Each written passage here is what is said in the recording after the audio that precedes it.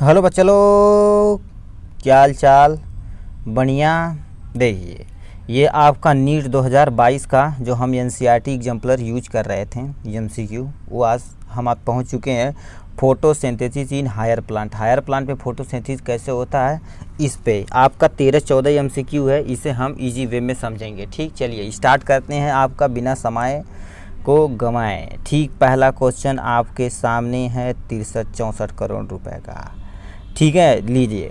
हमसे पूछा है मिर्जा भाई तू की कर रहा है भाई। चलिए यहाँ आप देखो, which metal of the ion constituent of chlorophyll. Chlorophyll के आपका जैसे देखिए, ये आपका मान लेते हैं स्टोमेटा। ठीक, स्टोमेटा ये होता है, और ऐसे ऐसे इसके साथ में क्या होती है, गार्ड सेल होती है, गार्ड सेल में होती है। ठीक, ऐसे स्टोमेटा नहीं होता एक्चुअली, हम बता रहे हैं। ठीक, तो इसमें कौन सा यानी क्लोरोफिल में सिंपल सा कौन सा कॉन्स्टिट्यूएंट, इसमें से कौन सा आयन पाया जाता है। ठीक, पहला ऑप्शन हमके दिया आयरन, दूसरा ऑप्शन कापर, तीसरा ऑप्शन मैग्नीशियम। आपका यानी क्या होता है, मैग्नीशियम जो होता है ये क्लोरोफिल यानी कॉन्स्टिट्यूएंट में ये हेल्प करता है। ठीक, यानी फोटोसिंथेसिस होता है तब।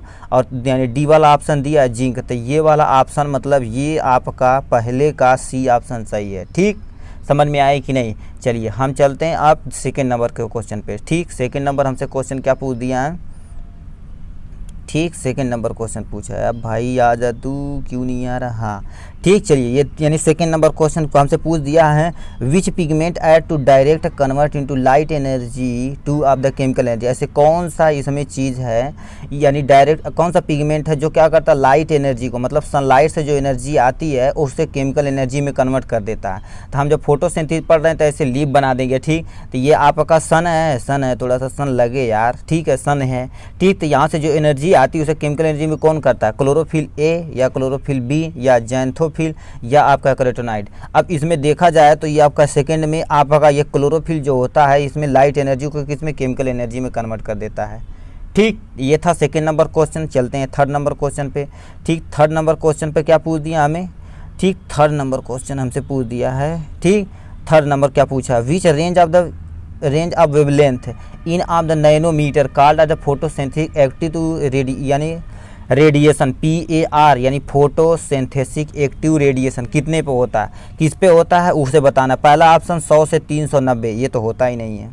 ठीक, दूसरा ऑप्शन 390 से लेके आपका 430, ये भी नहीं होता है। आपका जो होता है यदि फोटोसेंसिटिव वेवलेंथ देखा जाए तो हमारा कितना होता है, 400 से लेके 700 के बीच में होता है। ठीक, 400 लेके 700 बीच में होता है। तो आपका 400 से लेके 700 बीच वाला सी वाला ऑप्शन आपका सही, यानी सी वाला ऑप्शन आपका एक्यूरेट करेक्ट है। ठीक, दोबारा पर आप बता रहे हैं ऐसा कौन सा वेवलेंथ है जो फोटोसेंसिटिव यानी फोटोसेंसिटिव एक्टिव रेडिएशन माना जाता है, 400 से लेके 700 नैनोमीटर के बीच में होता है। ठीक, ये आप जो होता है, ये जो होता है 400 लेकर यानी 400 और 700 के बीच में ये विजिबल होता है। ठीक, जो प्लांट के लिए आराम से सूटेबल होता है। ठीक, विजिबल हो गया। ठीक, अब चलिए हम चलते हैं किस पे, चौथे नंबर के क्वेश्चन पे। चौथा नंबर थोड़ा सा बड़ा कर लेते हैं। ठीक, आपके स्क्रीन पे दिखे थोड़ा सा। चौथा नंबर हमसे क्या पूछा है, ऐसी कौन सी लाइट रेंज है जो मोस्ट इफेक्टिव होती है फोटोसिंथेसिस के लिए। ब्लू होता है या ग्रीन होता है या रेड होता है या वायलेट होता है।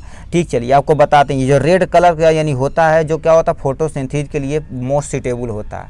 ठीक, दोबारा बता रहे हैं, कौन सी ऐसा पूछा मोस्ट इफेक्टिव होता है फोटोसिंथेसिस मोस्ट इफेक्टिव कौन सा होता है, रेड कलर का होता है। रेड कलर का जो होता है वो आपका इसलिए सन जो होता है रेड कलर का होता है। ठीक है कि नहीं, तो ये आपका रेड कलर ऑप्शन सही है। ठीक, अब हम आते हैं किस पे, आपका 5वें नंबर क्वेश्चन पे। ठीक, 5वां नंबर हमसे क्वेश्चन क्या पूछ दिया है। ठीक, 5वां नंबर आपका देखिए, 5वां नंबर हमसे पूछा यानी कीमोसिंथेटिक बैक्टीरिया की कर रहा है, तू की जा रहा है भाई, यहाँ से सीधा हो जाओ नहीं तो थप्पड़ मार देंगे। ठीक, देखिए ये आपका पूछा chemosynthetic bacteria obtain from energy, यानी कीमोसिंथेटिक बैक्टीरिया जो होती है वो कहाँ से एनर्जी प्रोवाइड करती है। अभी देखो कीमोसिंथेटिक मतलब क्या होता है, केमिकल से यानी सिंथेसिस करेगी कि नहीं, तो इसमें देखते हैं ऑप्शन केमिकल कहाँ पर है। ठीक, पहला हमारा सन, ये तो करता नहीं, फोटोसिंथेसिस रहेगा तभी करेगा। इंफ्रारेड, ये भी तो क्या करता है, सन से ही आता है, ये भी हमारा नहीं होगा। ऑर्गेनिक सबस्टेंस, ऑर्गेनिक सबस्टेंस मतलब ये केमिकल से रिलेटेड है कि नहीं, तो आपका केमिकल से रिलेटेड है तो ये यूज करेगा। और इनऑर्गेनिक तो करता ही नहीं, तो ऑप्शन कौन सा सही है, ऑप्शन आपका ऑर्गेनिक सब्सटेंस यूज करता है, कीमोसिंथेटिक बैक्टीरिया यूज करता है। ठीक है, चलिए हम आते हैं छठे नंबर क्वेश्चन पे। ठीक, छठा नंबर हमसे क्या क्वेश्चन पूछ दिया, नीचे जा भाई। ठीक, छठा नंबर क्वेश्चन पूछा है। ठीक, छठा नंबर थोड़ा सा बड़ा कर देते हैं आपके सामने, ये रहा छठा नंबर क्वेश्चन। ठीक है, छठा नंबर क्वेश्चन ये हमसे सामने हो गया। हमसे क्वेश्चन क्या पूछा है यानी energy require for ATP synthesis, ATP synthesis in photosynthetic pig यानी सेकेंड, यानी फोटोसिंथेसिस सेकेंड कम फ्रॉम, यानी कहने का मतलब जो एटीपी सिंथेसिस किस में, यानी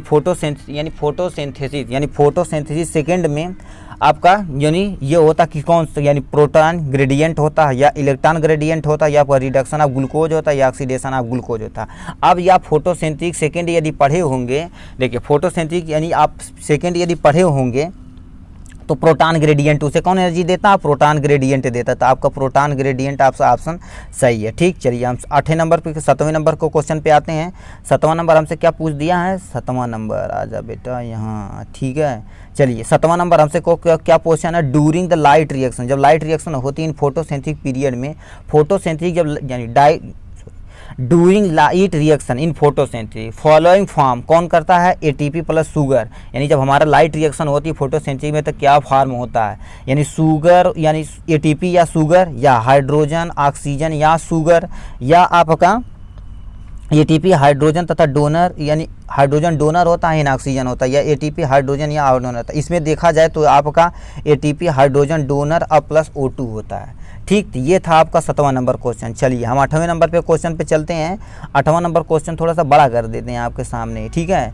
8वां नंबर क्वेश्चन ये रहा आपके सामने, ठीक, मिट जाए रहे। 8वां number question, dark reaction in photosynthetic pigment is called, यानी डार्क रिएक्शन फोटोसिंथेसिस जब होता है डार्क रिएक्शन कहते क्यों है, ठीक, तो क्यों कहते क्यों, ये अकर इधर डार्क आल्सो, डार्क अपने तो होता नहीं है, depend upon the light reaction, ये जो लाइट रिएक्शन होता है उस पर ये डिपेंड होता है या उस पर डिपेंड होता है, ठीक है। ये देखो ये आपका ऑप्शन सही है, मगर हम तीसरा ऑप्शन कैन नॉट अकर यानी ड्यूरिंग द डे टाइम, यानी डे टाइम के समय क्या होता है ये लाइट नहीं होता।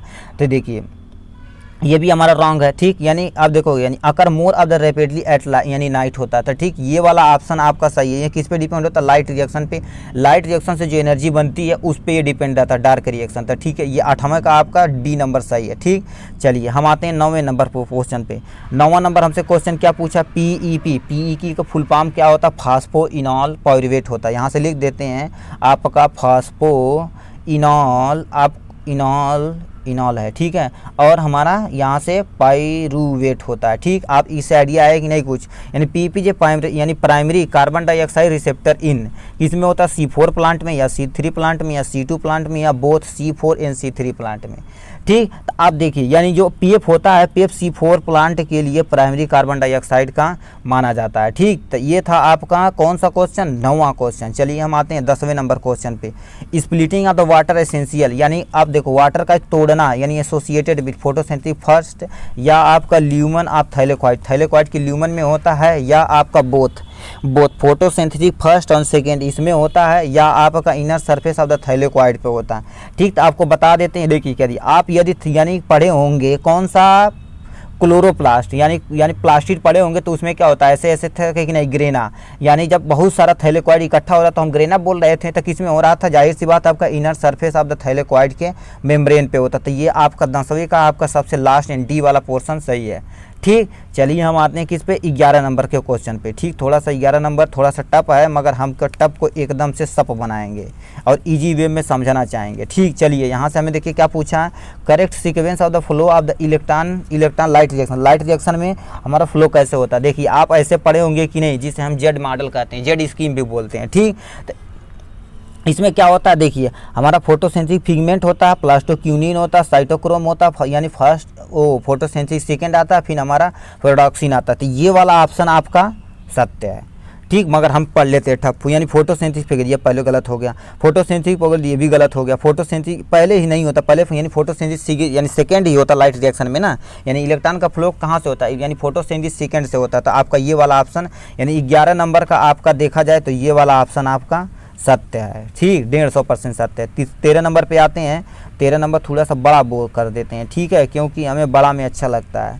ठीक, पूछा enzyme diet of the not found in C3 plant, ऐसा कौन सा एंजाइम जो C3 प्लांट में देखने को नहीं मिलता। चलिए यानी क्या होता है, RUBP कार्बोक्सिलेज, या आपका पेप कार्बोक्सिलेज, या NADP रिडक्टेज होता है, या ADP सिंथेसिस होता है। ठीक है, ADP सिंथेसिस होता है। इसमें देखिए आपका कौन सा ऑप्शन है। ठीक, आप देखिए इसमें यानी पेप कार्बोक्सिलेज कभी पीछे ही पढ़ के आए तो ये वाला आपका C3 प्लांट में देखने को नहीं मिलता, ये C4 प्लांट में देखने को मिलता है। ठीक, तो ये था आपका दोबारा C3 प्लांट में यानी कैन नॉट, देखो नॉट फाउंड कौन सा, यानी पेप कार्बोक्सिलेज होता है, यानी फास्फोइनॉल पायरुवेट होता है, तो ये देखने को आपको नहीं मिलता है। ठीक, ये एंजाइम इसमें नहीं पाया जाता। C4 प्लांट, ये किसके लिए, आप C4 प्लांट के लिए होता है। ठीक, तो ये था आपका यानी 12 नंबर। अब हम चलते हैं किस पे बाबू, 13 नंबर क्वेश्चन पे। ठीक, 13 नंबर क्वेश्चन सामने आ जा तू बाबू। ठीक, 13 नंबर क्वेश्चन आपके सामने यहाँ पर 150 करोड़ रुपए का दे दिया गया है। ठीक है, और कुछ नहीं, हाँ सही है। ठीक, the reaction that of the responsible for the primary fixation of carbon dioxide catalyst, कौन सा ऐसा यानी ये रिएक्शन होता है जो क्या होता है, कार्बन डाइऑक्साइड प्राइमरी फिक्सेशन के लिए कैटालिस्ट का काम करता है। पहला हमारा ऑप्शन यानी RUBP कार्बोक्सिलेज या PPE कार्बोक्सिलेज होता है, या आपका रुबिस्को यानी RUBP कार्बोक्सिलेज तथा PBE दोनों होता है। ये दोनों रिस्पॉन्सिबल होता है कार्बन डाइऑक्साइड फिक्सेशन में काम। ये वाला आपका ऑप्शन यानी रॉन्ग है, यानी ये वाला ऑप्शन यानी C वाला ऑप्शन आपका सत्य है। ठीक, देखिए दोबारा बता रहे हैं, पूछा है ऐसा कौन सा reaction, reaction that is responsible for primary fixation of carbon dioxide is catalyse by, किसके द्वारा कैटालाइज, ये जो कैटालिस्ट का काम करता है तो हमारा कार्बन डाइऑक्साइड प्राइमरी फिक्सेशन में हेल्प करता है। ठीक, तो ये था 13 नंबर क्वेश्चन। 14 नंबर इन लास्ट एंड फाइनल वाले क्वेश्चन पे हम पहुंच चुके हैं। देखिए इसमें when carbon dioxide is added PEP यानी प्रोडक्ट ऑफ द यानी स्टेबल होता है, कौन बनाता है, पायरुवेट बनाता है आपका, या आप ग्लिसरॉल्डिहाइड या 3-फॉस्फेट बनाता है, या फास्फोग्लिसरिक बनाता है, या आपका एक्जो एसिटिलेट बनाता है। ठीक, तो इसमें देखा जाए तो ऑक्जो यानी ऑक्सीलेट होता है, तो यही आपका काम करना है। दोबारा बता दे रहे हैं, ये वाला ऑप्शन आपका सत्य है। देखिए when carbon dioxide added is PEP यानी फास्फोइनॉल पायरुवेट में हम जब कार्बन डाइऑक्साइड को मिक्स ऐड करते हैं तो फर्स्ट स्टेबल यानी प्रोडक्ट कौन सिंथेसाइज होता है, कौन सा सिंथेसाइज होता है, और यानी कौन सा, ये ऑक्सो एसीटेट ये होता है, एक्सोलो एसीटेट होता है, तो यही आपका सिंथेसिस होता है। ठीक, ये था आपका टोटल क्वेश्चन बाबू। उसके बाद हमारा क्या नहीं क्वेश्चन है। ठीक, ये चलिए आपको दिखा देते हैं। ठीक, ये आप कमेंट में देख के बताइएगा। ठीक, ये बताइएगा, ये यानी पहला ये आजा भाई तू क्यों परेशान कर रहा है। ठीक, ये वाला देखिए, ये पहला आपका क्या है ये आप दिखाइएगा, दूसरा का है क्या, ऐसे आपको डायग्राम देगा, दूसरा मतलब डायग्राम में पूछ देगा ये पहला क्या है, दूसरा ऑप्शन दे देगा। ठीक, चलिए पढ़ाई करते रहिए, ऑल द वेरी बेस्ट।